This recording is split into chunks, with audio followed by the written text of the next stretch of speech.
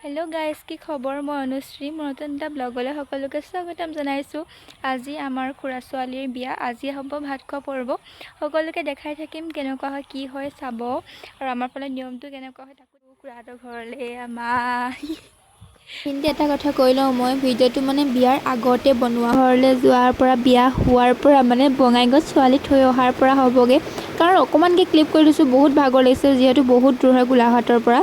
তাৰপাছত ছোৱালী তোৱালী থৈ আহি পেলাই এতিয়া বহুত দিন হৈ গ'ল ভিডিঅ'টো মই আপলোড কৰা নাই, এডিটো কৰা নাই। চ' বহুত দিন হৈ গ'ল ভিডিঅ'টো দিয়া। আৰু বহুত অকণমান ক্লিপহে জইন কৰিম, ইমানো জইন কৰিব নোৱাৰোঁ কাৰণ টোপনি গৈ থাকিলোঁ গোটেই ৰাস্তাটো। আমাৰ ঘৰৰ সকলোবোৰ ককাই ভাই লগ লাগি এনেদৰে ভাত খোৱা হয়। এয়া আমাৰ বাক খুৱাই আছে ডাঙৰ বাজনীয়ে। এয়া আমাৰ বাক নিবলৈ ৰামচন্দ্ৰ আহি পাই গ'লহি। সেয়া অকণমান আৰু ভিডিঅ' কৰি থৈছোঁ।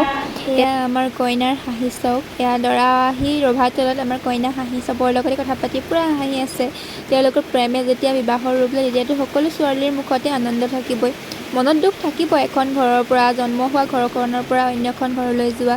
কিন্তু দুখ সকলোৰে থাকিব, তথাপিও যুগ্ম জীৱন সুখৰ হওক তাৰে কামনা কৰিলোঁ। ধুনীয়াকৈ থাকক এনেদৰে হাঁহি। এয়া চাওক, আমাৰ কইনাৰ লগত বেড কভাৰখন দি আইসকলে আমাৰ তলত ভৰাই থৈছে। দৰা ঘৰে চিলেকশ্যন কৰিব আৰু কইনা কোনজনী। আপোনালোকৰ ঘৰৰ ফালে কৰে নাই ক'বচোন দেই।